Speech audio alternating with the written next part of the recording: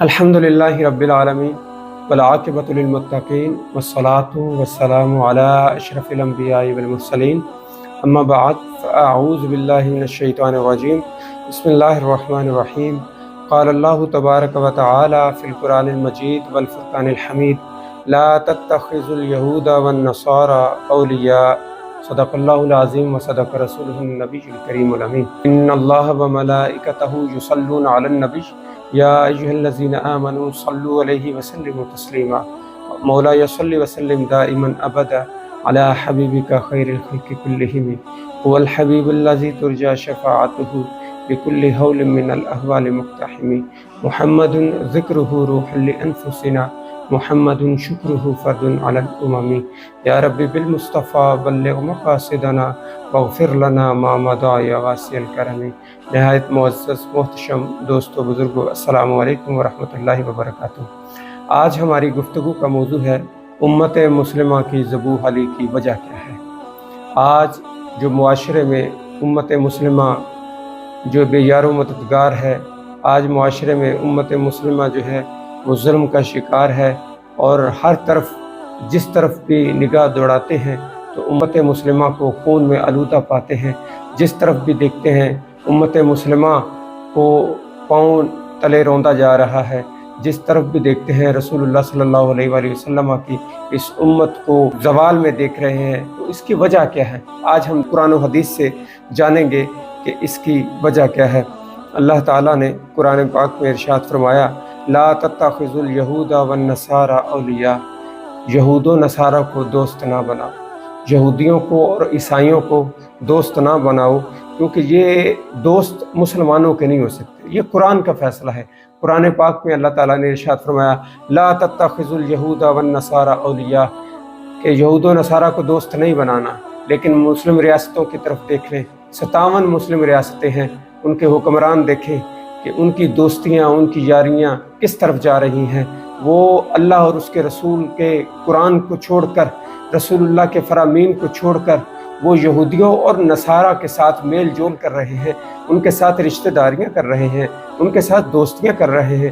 چاہے امت مسلمہ جو ہے وہ کٹ رہی ہے، امت مسلمہ مر رہی ہے، پس رہی ہے، عورتوں کی عزتیں لٹ رہی ہیں، بچوں کو ذبح کیا جا رہا ہے، ہر طرف امت مسلمہ جو ہر طرف لہو لہان ہے، لیکن ایک دوسرے کی پرواہ نہ کرتے ہوئے یہ مسلمان حکمران یہ سب جا رہے ہیں، تو ان کی ڈائریکشن جو ہے وہ یہود و نصارہ کی طرف جا رہی ہے۔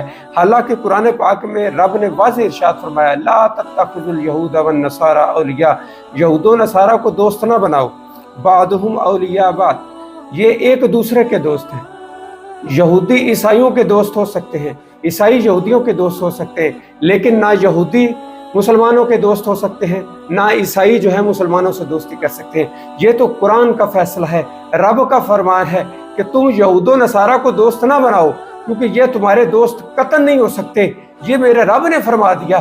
اب کوئی بندہ اللہ کے فرمان کو پس پشت ڈال کے، رسول اللہ کے احادیث کو پس پشت ڈال کے اگر دوستی کرے گا یہودیوں سے یا عیسائیوں سے تو وہ ذلیل و رسوا ہوگا، وہ کبھی عزت نہیں پا سکتا۔ عزت ہمیشہ اسلام کے ساتھ ہے، اور اسلام وہی ہے جو رب نے فرمایا اور رب کے رسول نے فرمایا۔ اللہ تعالیٰ نے ہمیں ڈائریکشن دی، ہمیں واضح سمت دی، صراط مستقیم دیا، قرآن کی صورت میں، احادیث کی صورت میں اللہ کے محبوب نے ہمیں ڈائریکشن دی، صراط مستقیم دی۔ لیکن جب ہم اس کو چھوڑتے ہیں تو پھر یہ گمراہی ہی گمراہی ہے، صرف تباہی ہی تباہی ہے، اس میں امن نہیں ہو سکتا۔ اب لوگ کہتے ہیں، یہ جو حکمران ہیں مختلف ممالک کے، جتنے بھی مسلم ممالک ہیں، ان کے حکمران کہتے ہیں، ہیلا کرتے ہیں اور یہ کہتے ہیں لوگوں کو کہ لو جی وہ تو اہل کتاب ہیں، اہل کتاب کے ساتھ دوستی جو ہے وہ کر سکتا ہے، تعلقات بنا سکتا ہے۔ تو اللہ کا فرمان کیا کہتا ہے اس حوالے سے؟ دیکھو رب فرماتا ہے وقالت اليہود والنصارى نحن ابناء اللہ واحباؤہ۔ اب رب قرآن میں ارشاد فرما رہا ہے کہ یہود و نصارہ نے کہا کہ ہم اللہ کے بیٹے ہیں، ابناء اللہ، ہم اللہ کے بیٹے ہیں، وَأَحِبَّاؤُهُ، اور ہم اس کے محبوب ہیں، ہم اس کے برگزیدہ بندے ہیں، ہم اس کے محبوب بندے ہیں۔ اب انہوں نے اپنا پروٹوکول ثابت کرنے کے لیے اللہ کے لیے بیوی ثابت کی، استغفر اللہ نعوذ باللہ، جو کہ شرک ہے، کفر ہے، حرام ہے۔ اللہ وحدہ لا شریک ہے، اس کا کوئی ثانی نہیں، اس کا کوئی شریک نہیں، نہ اس کی کوئی اولاد، نہ اس کی کوئی بیوی، کوئی بھی اس کے لیے ثابت نہیں، وہ یکتا ہے، وہ تنہا ہے، اس کی شان یہی ہے کہ وحدہ لا شریک ہے۔ لیکن انہوں نے کیا کہا؟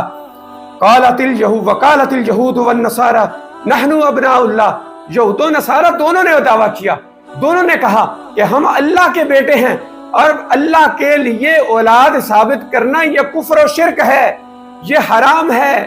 یہ بندہ جو اللہ کے لیے اولاد ثابت کرے وہ مسلمان نہیں ہو سکتا، اہل کتاب نہیں ہو سکتا، کیونکہ اس نے اللہ کے لیے شرک ٹھہرایا، اللہ کے لیے اس نے بیٹا ثابت کیا جو کہ شرک ہے۔ اللہ وحدہ لا شریک ہے، اللہ ایک ہے۔ اس کے ساتھ ساتھ انہوں نے یہ جھوٹ بولا اور انہوں نے کہا قالت اليہود عزیر ابن اللہ وقالت النصارى مسیح ابن اللہ۔ جو یہودی ہیں وہ کہتے ہیں کہ حضرت عزیر جو ہیں وہ اللہ کے بیٹے ہیں، اور عیسائیوں نے کہا، وہ کیا کہتے ہیں کہ حضرت عیسیٰ جو ہے اللہ کے بیٹے ہیں۔ اب ان دونوں نے پھر کفر کیا۔ پہلے انہوں نے کہا کہ ہم اللہ کے بیٹے ہیں، اللہ کے لیے ذریت ثابت کی، اللہ کے لیے زوجیت ثابت کی، اللہ کے لیے نکاح استغفر اللہ نعوذ باللہ ثابت کرنے کی کوشش کی، جو کہ شرک، جو کہ کفر ہے، اللہ کے ساتھ دشمنی بنانا ہے۔ یہ کفر و شرک کے علاوہ کچھ نہیں، یہ اللہ کے محبوب نہیں ہو سکتے، صراط مستقیم پر نہیں ہو سکتے۔ اللہ فرماتا ہے ذالک قولہم بافواہہم، یہ ان کی منہوں کی باتیں ہیں، یہ ان کی افواہیں ہیں، منہ سے ایسے نکال دیتے ہیں، یہ ان کی من گھڑت باتیں ہیں، منہ کی باتیں ہیں، منہ کی افواہیں ہیں۔ یداہئون قول الذین کفروا من قبل، یہ ان لوگوں کے قول کے مشابہ ہیں جنہوں نے کفر کیا، جنہوں نے ان سے پہلے کفر کیا، یہ اس طرح کی باتیں کرتے ہیں۔ رب فرما رہا ہے کہ انہوں نے کفر کیا، رب فرماتا ہے کہ انہوں نے کفر ٹھہرایا، انہوں نے کفر کیا۔ اب ان کے لیے کوئی نرمی ثابت کرتا ہے تو اللہ کے قرآن کے متضاد جاتا ہے، لہٰذا ایسے لوگوں کی پیروی جو ہے وہ جائز نہیں۔ اس سے پتہ چلا کہ کفار اور یہود و نصارہ جو ہے ان کے ساتھ دوستی جو ہے وہ حرام ہے۔ اقبال کی روح تڑپی اور اس نے کہا کہ یہ فاقہ کش موت سے ڈرتا نہیں ذرا، روح محمد اس کے بدن سے نکال دو، فکر عرب کو دے کر فرنگی تخیلات، اسلام کو حجاز و یمن سے نکال دو۔ اقبال نے کہا کہ فرنگیوں، یہود و نصارہ کی سوچ کیا ہے؟ وہ کیا چاہتے ہیں؟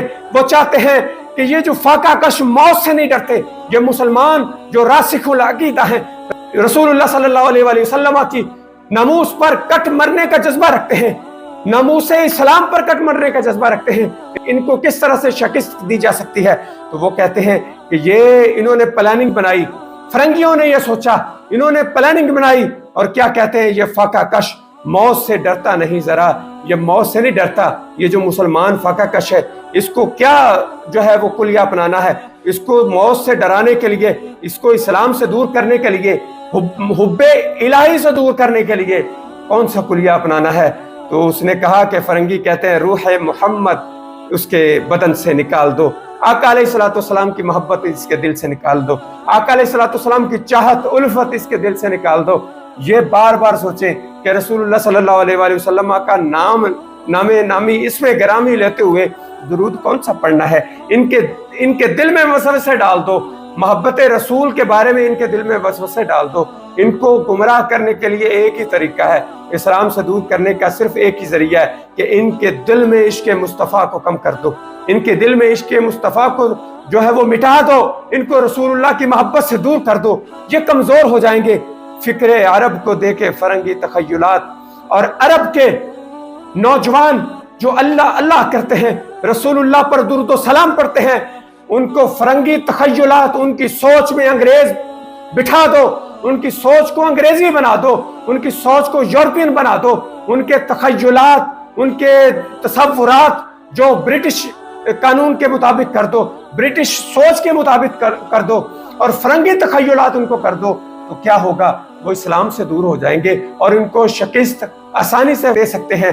تو انہوں نے کہا کہ یہ اس فکر عرب کو دے کر فرنگی تخیلات، اب دیکھ لیں کہ عرب میں جو رسول اللہ صلی اللہ علیہ وآلہ وسلم پر درود و سلام پر اعتراض کرتے ہیں، جو آقا علیہ الصلوۃ والسلام پر سلام پڑھنے پر اعتراض کرتے ہیں، ان کے مفتیوں کو یہ فتویٰ تو یاد آیا کہ رسول اللہ صلی اللہ علیہ وآلہ وسلم پر کھڑے ہو کر سلام نہیں پڑھنا۔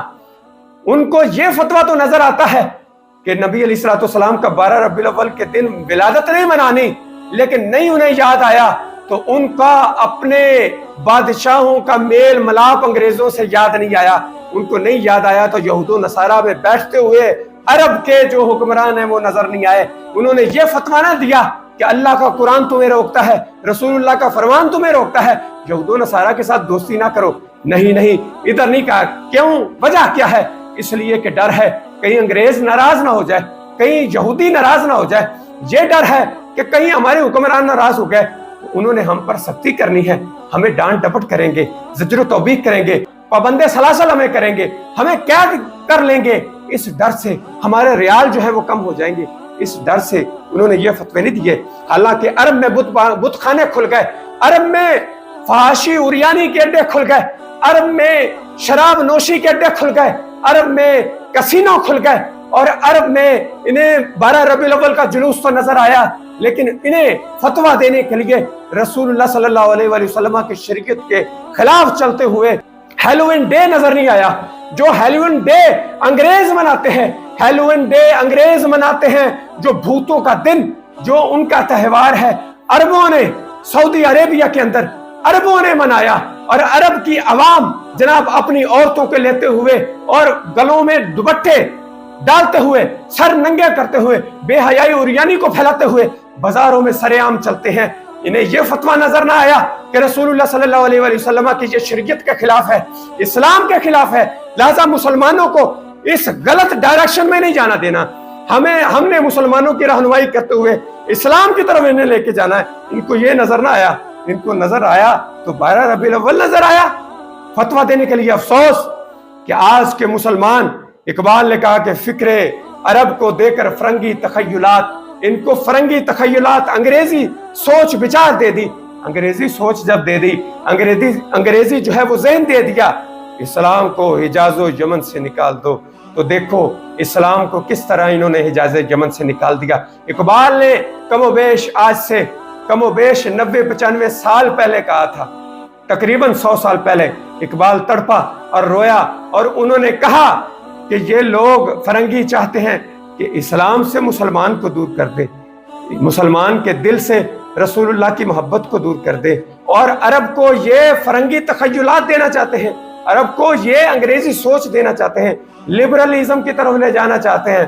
لیکن اقبال کی سوچ پر، اقبال کی بات پر جب انہوں نے غور نہ کیا تو اب دیکھو کہ حجاز اور یمن سے کس طرح سے اسلام کو نکال دیا گیا۔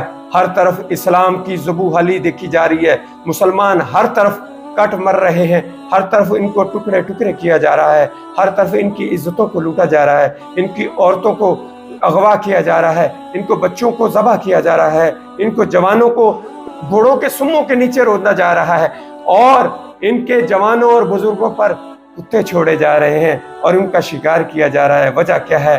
کہ اسلام ان کے دل سے نکل گیا، ان کے دل سے رسول اللہ صلی اللہ تعالیٰ علیہ وآلہ وسلم کی محبت نکل گئی۔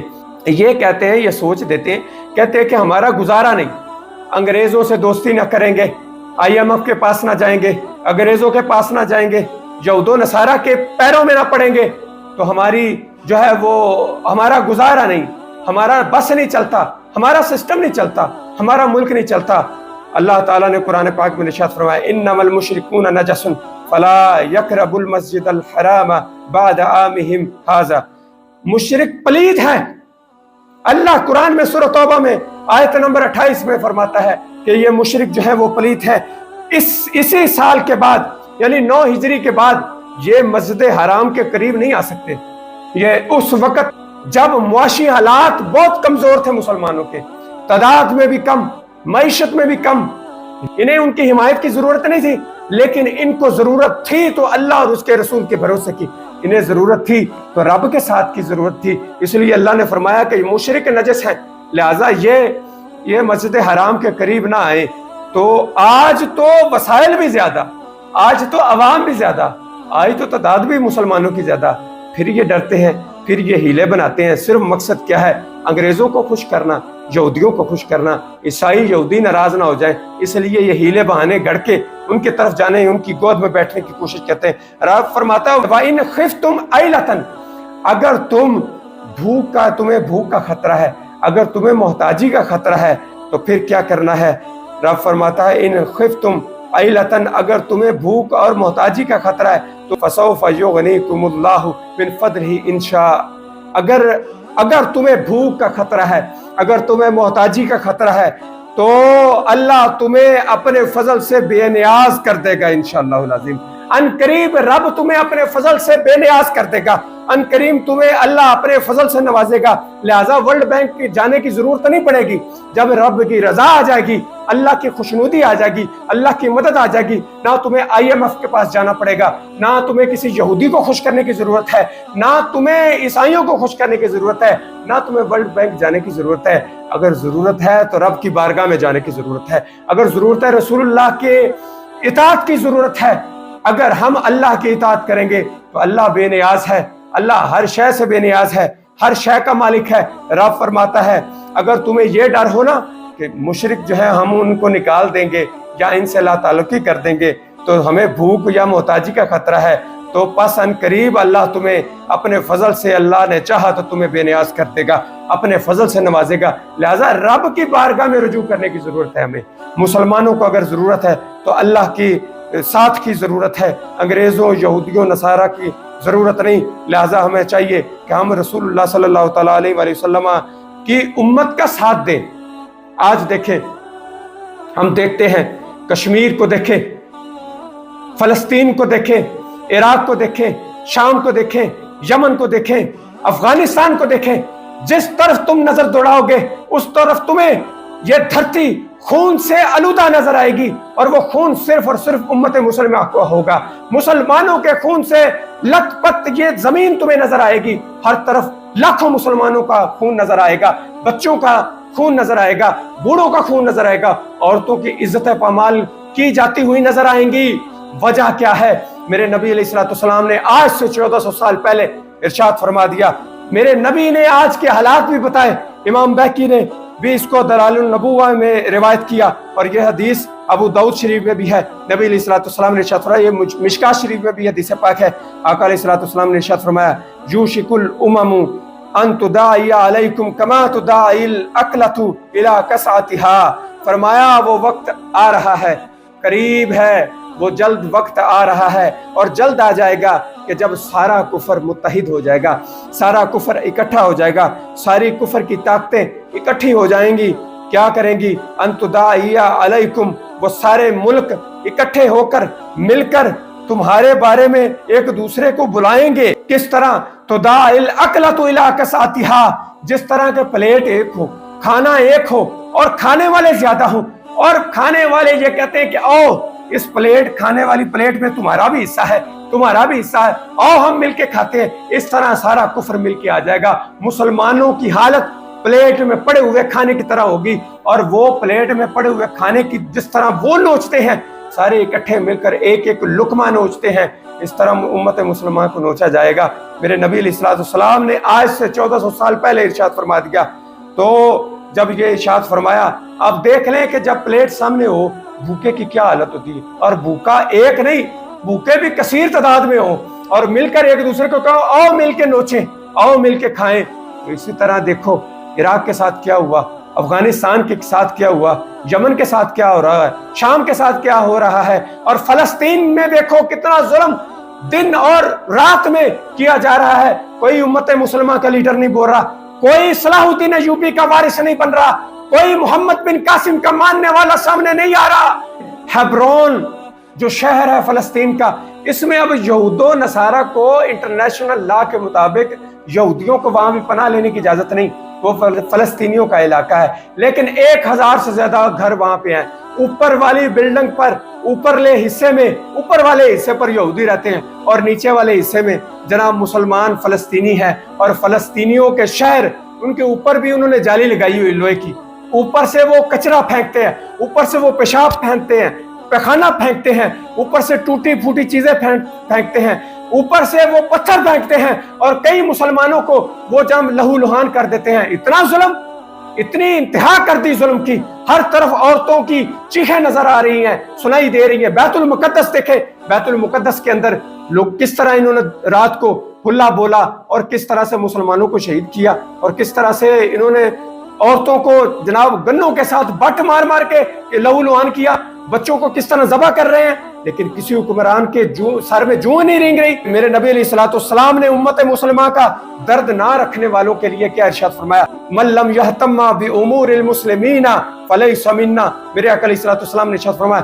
جس کو امت مسلمہ کا درد محسوس نہ ہو وہ میرا امتی ہی نہیں۔ فرمایا میرا امتی وہ ہے اب میری امت کا درد رکھے، جو فلسطینیوں کا درد رکھے گا میرا امتی ہے، جو کشمیریوں کا درد رکھے اور ان کی درد میں جناب ان کی غمخواری کرے، ان کی مدد کرے، ان کی آہ و بکا کو سن کر لبیک کا نعرہ لگائے اور آواز دے کہ میری بہنوں، میری بیٹیوں، میرے بچوں، میرے بھائیوں، میرے بزرگوں، ہماری جان بھی قربان، ہمارا مال بھی قربان، کیوں وجہ کیا؟ میرے آقا علیہ الصلوۃ والسلام نے ارشاد فرمایا المسلم اخو المسلم لا یظلمہ ولا یسلمہ، مسلمان مسلمان کا بھائی ہے، لا یظلمہ وہ نہ اس پر ظلم کرتا ہے، ولا یسلمہ اور نہ اسے بے یار و مددگار چھوڑتا ہے۔ آج دیکھیں اگر فلسطینی بے یار و مددگار ہیں تو سوچو، اپنے گریبان میں جھانک کے سوچو کہ کیا ہم امت مسلمہ کا درد اگر نہیں رکھتے تو کیا ہم مومن ہیں؟ کیا ہم مسلمان ہیں؟ کیا ہمیں مسلمان کہنا چاہیے؟ کیا ہمیں مومن کہنا چاہیے؟ ہمارے اندر وہ جذبات، وہ غمخواری کا جو ہے وہ جذبہ وہ ختم ہو گیا، امت مسلمہ کا درد ختم ہو گیا۔ تو میرے نبی علیہ الصلوۃ والسلام نے ارشاد فرمایا من لم یہتم بامور المسلمین فلیس منا، جس کو میری امت کا درد محسوس نہ ہو، مسلم امت کا درد محسوس نہ ہو، وہ میری امت میں سے نہیں۔ تو اب یہ سوچیں کہ کہیں ہم تو رسول اللہ صلی اللہ علیہ وسلم کے اس فرمان کے مطابق امت سے نکل تو نہیں رہے؟ سوچنا چاہیے انہیں، پاکستان کے حکمرانوں کو، سعودی عرب کے حکمرانوں کو، ترکیہ کے حکمرانوں کو، 57 ممالک کے بے ضمیر جو ہے وہ حکمرانوں کو سوچنا چاہیے کہ آج رسول اللہ صلی اللہ علیہ وسلم کی امت تڑپ رہی ہے، آج وہ بے یار و مددگار مدد کے لیے پکار رہی ہے۔ بیت المقدس کے اندر اتنی بے حرمتی، اتنی جو ہے وہ بے ادبی، جو کہ جگہ ہے انبیاء کے سجدے کی، جہاں پر ایک ایک چپے پر انبیاء نے سجدہ کیا، اللہ کی بارگاہ میں وہ جھکے، وہ مقدس زمین اس کو جناب پیروں تلے روندا گیا اور اس کو جناب جوتوں سمیت اس مسجد میں داخل ہو گئے اور کس طرح سے لہو لہان کر دیا مسلمانوں کو۔ غیرت نہ جاگی، عرب کے کسی ملک کی غیرت نہ جاگی، الٹا وہ یہودیوں کے جو ہے وزیر اعظم، اسرائیل کے وزیر اعظم کے ساتھ تعلقات بنا رہے ہیں۔ افسوس، انہیں سوچنا چاہیے کہ یہ رسول اللہ صلی اللہ علیہ وسلم کے اس فرمان کے مطابق کئی امت سے نکل تو نہیں رہے کہ یہ مومن ہیں۔ انہیں سوچنا چاہیے، گریبان میں جھانکنا چاہیے کہ آج رب نے ان کو عہدہ دیا ہے تو ان کا حساب لیا جائے گا۔ کل قیامت والے دن رب نے پوچھ لیا، رسول اللہ نے پوچھ لیا کہ بتاؤ، آقا علیہ الصلوۃ والسلام نے اگر پوچھا کہ بتاؤ میری امت کی یہ حالت تھی، تم کہاں تھے اس وقت سوئے ہوئے بے ضمیر لوگوں، تو پھر کیا جواب دو گے رسول اللہ صلی اللہ علیہ وسلم کو؟ کس منہ سے رسول اللہ کی شفاعت مانگو گے اور کس منہ سے اللہ کی بارگاہ میں حاضر ہو گے؟ افسوس، سخت افسوس کہ آج کا مسلمان جو ہے وہ سو رہا ہے، غفلت کی نیند سو رہا ہے۔ ہمیں جاگنا چاہیے، ہمیں امت کا درد رکھنا چاہیے۔ میرے نبی علیہ الصلوۃ والسلام نے ارشاد فرمایا کہ امت مسلمہ کی مثال دیتے ہوئے سرکار نے فرمایا، اس کا مفہوم ہے، آقا علیہ الصلوۃ والسلام نے فرمایا کہ مسلمان جو ہے وہ امت مسلمہ جسد واحد کی طرح ہے، ایک جسم کی طرح ہے۔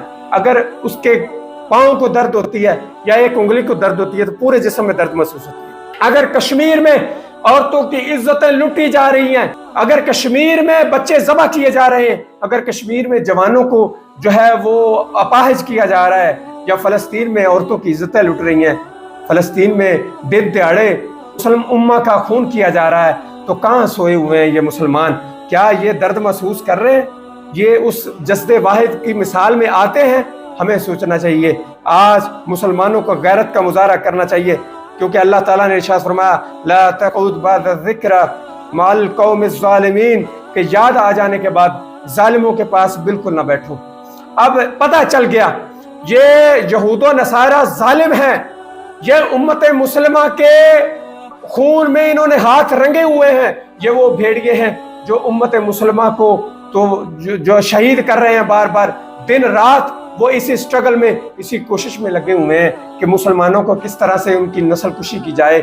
لیکن اللہ فرما رہا ہے کہ اگر تمہیں پتہ چل بھی گیا ہے کہ یہ ظالم ہے تو ان کا ساتھ چھوڑ دو، ان کے پاس نہیں بیٹھنا۔ ارشاد فرمایا اللہ تعالیٰ نے فَتَرَى الَّذِينَ فِي قُلُوبِهِم مَرَضٌ تو جن لوگوں کے دلوں میں بیماری ہے نا، رب فرماتا ہے کہ جن لوگوں کے دلوں میں بیماری ہے یسارعون فیہم، وہ یہود و نصارہ سے دوستی میں بڑی تیزی کریں گے. وہ کہیں گے نہیں نہیں نہیں جی گزارا ہی نہیں ہے، یہودیوں کے پاس نہ جائیں گے تو ہم تو مر جائیں گے، عیسائیوں کے پاس ساتھ تعلق نہ رکھیں گے تو ہم مر جائیں گے، ہم انگریزوں سے تعلق نہ رکھیں گے، ایسٹ انڈیا کمپنی یا ویسٹرن ممالک سے یا یورپین کنٹریز سے ہم تعلق نہ رکھیں گے تو ہم تو مر جائیں گے، ہمارا گزارا ہی نہیں ہے.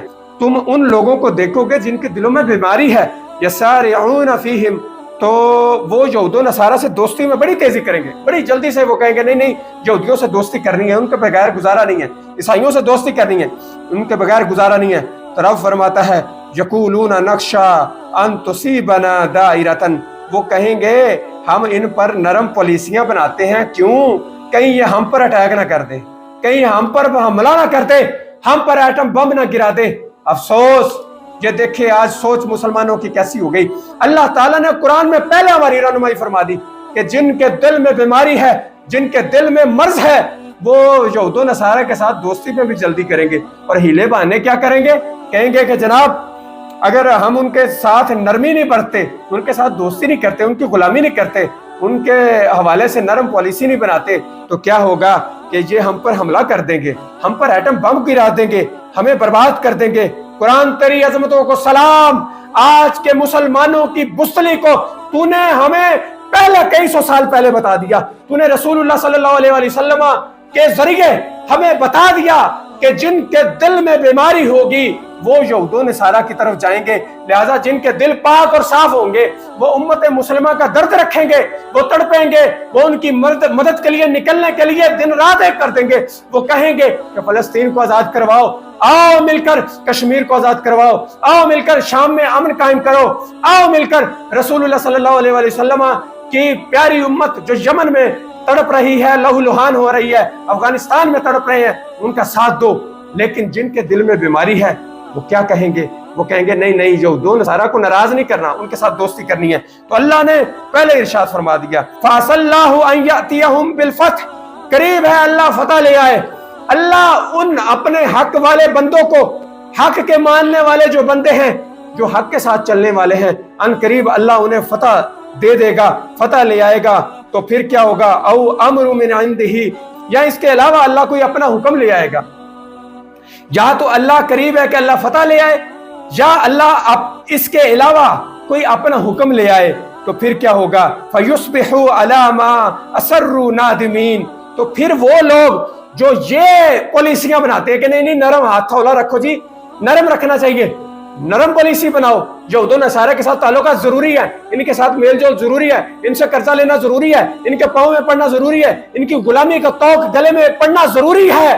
تو پھر وہ منہ چھپائیں گے. لوگ جو یہ کہتے تھے کہ یہودیوں کے ساتھ دوستی کرو، وہ اپنا منہ چھپائیں گے اور چھپتے پھریں گے، افسوس کریں گے اور شرمندہ ہوں گے. تو اللہ تعالیٰ کا فرمان حق ہے. آج دیکھو کہ امت مسلمہ کو کس طرح سے توڑا جا رہا ہے اور امت مسلمہ کو کس طرح سے لہو لہان کیا جا رہا ہے. اور اگر حکمرانوں سے کہتے ہیں کہ ان کی مدد کے لیے آؤ، تم مسلمان لیڈر ہو، حکمران ہو، تمہارے لیے ضروری ہے، تمہارے اوپر فرض ہے کہ تم امت مسلمہ کا درد رکھو اور ان کی مدد کے لیے جہاد کرو، تو یہ کہتے ہیں نہیں نہیں نہیں، ہمیں تو جناب پالیسی کوئی نرم رکھنی ہے، ہمیں یہودیوں کے ساتھ بھی چلنا ہے، ہمیں عیسائیوں کے ساتھ چلنا ہے. اللہ نے بتا دیا قرآن پاک پہ کہ جو یہود و نصارہ کے ساتھ دوستی کی بات کرتے ہیں، ان کے دل میں مرض ہے، ان کے دل میں بیماری ہے، اس وجہ سے یہ بات کرتے ہیں. آقا علیہ الصلوۃ والسلام نے جب یہ ارشاد فرمایا اپنے صحابہ کو کہ میرے صحابہ کہ ایک وقت آ جائے گا میری امت جو ہے وہ کھانے کی پلیٹ کی طرح ہو جائے گی، اور اس کو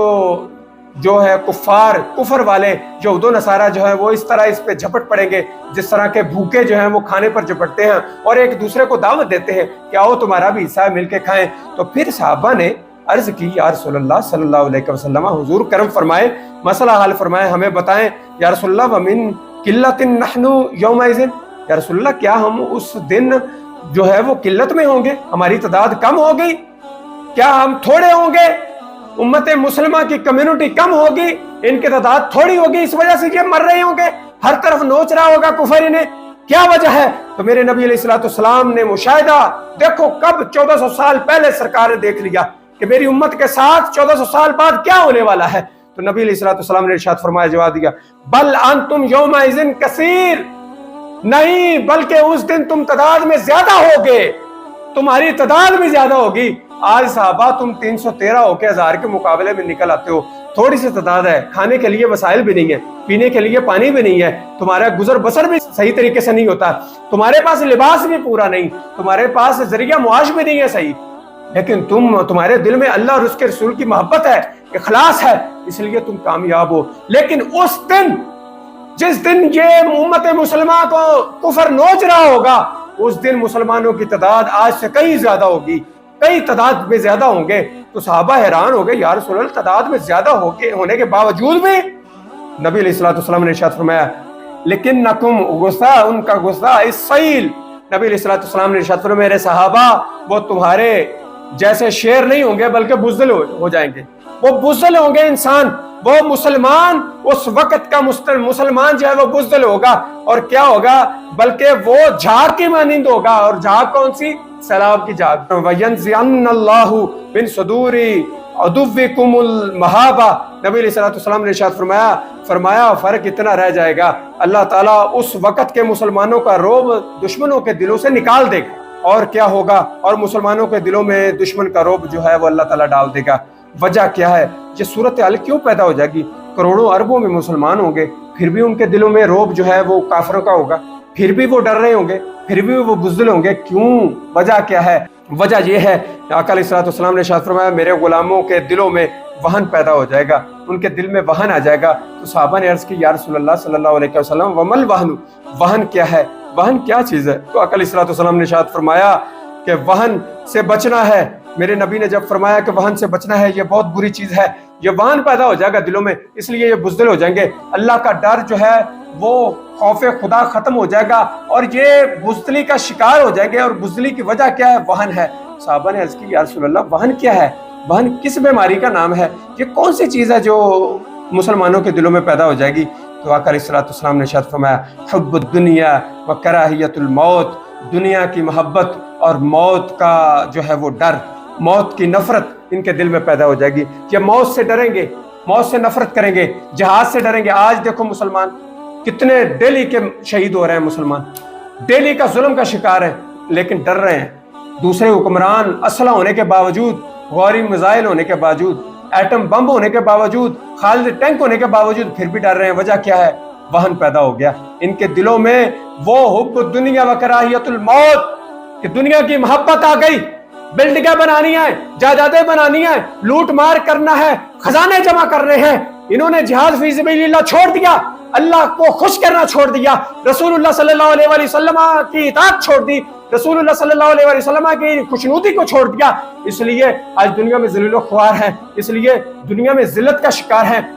तो नबी अलैहिस्सलातु वस्सलाम ने इरशाद फरमाया, जब इनके दिल में दुनिया की मोहब्बत पैदा हो जाएगी और मौत की नफरत पैदा हो जाएगी, तो ये वहन है कि दुनिया की मोहब्बत और मौत की नफरत।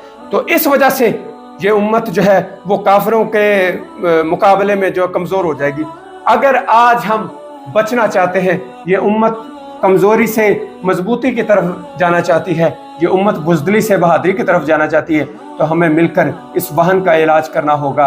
उस वहन का इलाज क्या है? जिहाद फी सबिलिल्लाह। हमें जिहाद का ऐलान करना होगा, हमें कश्मीर को आज़ाद करवाना होगा, हमें फ़लस्तीन की आज़ादी के लिए जिद्दोजहद करना होगी, हमें कोशिश करनी होगी, दिन रात मेहनत करना होगी, हमें उम्मत मुसलमा का दर्द दिल में रखना होगा। क्योंकि मेरे नबी अलैहिस्सलातु वस्सलाम ने इरशाद फरमाया, जिसके दिल में उम्मत मुसलमा का दर्द नहीं, वो मेरी उम्मत में नहीं। तो याद रखो, अगर हम रसूलुल्लाह सल्लल्लाहु अलैहि वसल्लम की शिफाअत चाहते हैं तो उम्मत का दर्द रखना ज़रूरी है।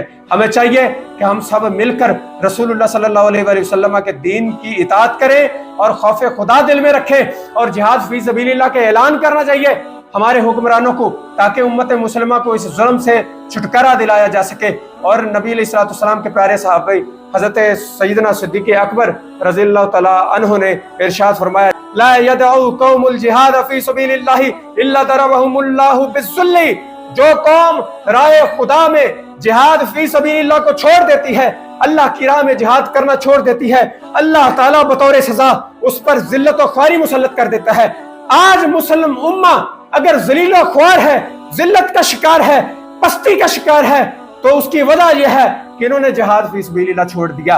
अगर हम उरूज चाहते हैं, ہم ترقی چاہتے ہیں، اللہ کی خوشنودی چاہتے ہیں، رسول اللہ صلی اللہ علیہ وسلم کی خوشنودی اور رضا چاہتے ہیں، تو ہمیں جہاد فی سبیل اللہ کرنا ہوگا، ہمیں مل کر جہاد کا اعلان کرنا ہوگا اور امت مسلمہ کے درد کو محسوس کرنا ہوگا۔ اللہ تعالی ہم سب کو رسول اللہ صلی اللہ تعالی علیہ وسلم کی امت کا درد محسوس کرنے کی توفیق عطا فرمائے، اور ہم سب کو رسول اللہ صلی اللہ علیہ وسلم کا سچا عاشق، سچا غلام بننے کی توفیق عطا فرمائے۔ وآخر دعوانا ان الحمد للہ رب العالمین۔